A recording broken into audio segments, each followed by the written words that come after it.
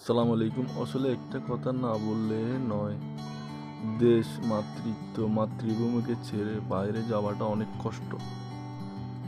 আমি এখন বুঝতেছি অনেক ১০-১২ বছর কাটিয়ে দিয়েছিলাম কাতারে। এখন দেশে আসার পরে আবার দেশের প্রতি অনেক মায়া জমে গেছে। মায়া জমে যাওয়ার পরে এখন যাওয়ার জন্য মন চাইতেছি না। এরপরে পরিস্থিতির শিকারে যাইতে হয়।